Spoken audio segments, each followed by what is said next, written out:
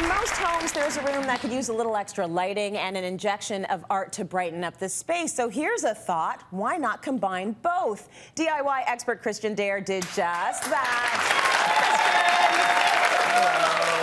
I love the pieces. I love your DIYs, but I love the fact that they look very contemporary and they look like the sort of art that you would stop by and buy in a store. However, you were doing a piece like this for so much less than you would buy, let's say, in a gallery, right? Yeah. So take a look at this. Let's dim the lights so you can see what it looks like. It is major, baby. Look at that piece of art. Isn't that cool?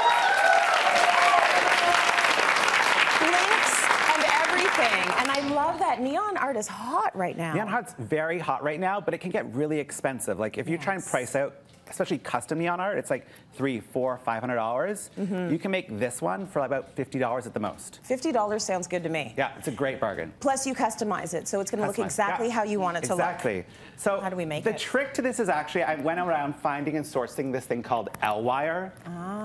So it actually was first invented for people for raves. Oh, yeah. They sew it into their clothing. I remember those. Right? Like, yeah. So that's the trick to make your phone neon. And you can get these online for about $20 a roll. And this one took just one roll. Good. Super easy. Okay. I went with a sort of a wooden panel. You can actually use like a clear acrylic, but it's more expensive. And what I loved about this is we actually did some sort of old school decoupaging. Okay. So I actually found I had an old tablecloth. Yeah. So that I could do the palm background, because that's very on trend right now. So when you're going to do that, you just use some Mod Podge, that's what it's meant for. Yeah. You apply a coat right onto the wood, and then a coat right on top of the fabric. You let it dry.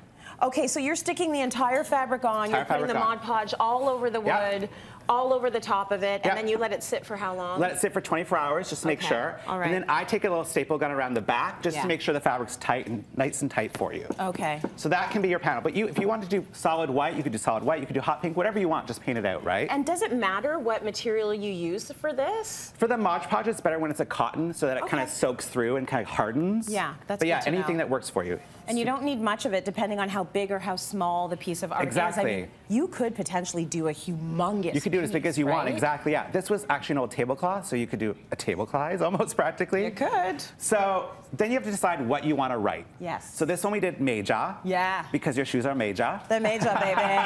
There you go, Al. They're major. What you want to do is make pull something in my hamstrings. Make a sample first. Yeah. So I just wrote the word love. Yeah, that's because everyone needs a little love. I think so. And then what I discovered is with the L-wire, sometimes when you loop over, and you'll notice this in neon, it kind of blurs it. So you'll see when I wrote it out, I left spaces. Oh, you mean like when you go see these little spaces? Like this when you do in cursive. So when you do cursive, so wherever there's a space is actually where we're going to drill a hole. Oh, I see. So that you can actually, where I made that X, you drill a hole. Okay. So I'll show you because we kind of prepped one. Yeah. This is actually the other trick I learned. The book kind of flattens it out a little bit. Okay. Because the L-wire is so curly. Otherwise, it's going to be very puffy. Very puffy. So here you can see sort of the pre-shape for love. Yeah. And you can see, like, this is where I drilled through, right? Yes. And then it comes back out, so you get that line. And then basically what you're going to do is, as it's been flattened, is you take hot glue. This guy. Oh, so that's what's going to make it more flat. It makes it more flat. And you kind of just take your pieces. Yeah. And stick wherever it them needs on. to be, you stick them on in different spots. So you have to basically, you know, get everyone in your house to help you here. So someone can hold the board, someone, well, you would... This is the other trick. It would be flat on the table, but as it's drying, you can just tape it down. The nice thing with hot glue is it tapes fairly quickly, but I would just tape it down. Yeah. So that it holds there for a while. So it holds there for a while. And then you just basically work along. Yeah, you can do another one.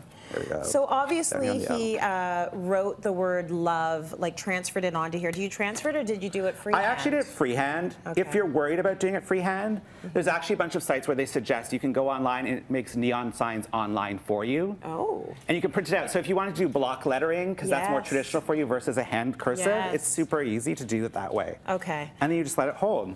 So you hold it, hold it, hold it, and then it's on. And if you wanted to turn this on, is it on right now? It's on right now. If we could dim the lights one more time so you can see it. So you can get these in all different colors. And as he mentioned, oh, isn't that pretty? Make it flat. Look at that. Get this online. get the board at your board, you can lumber find any shop, lumber shop hardware. or art supply shop. And yeah, the L-wire comes in about 10 to 15 colors. Very good. So easy online. Cityline.tv for this project and actually all of Christian's projects.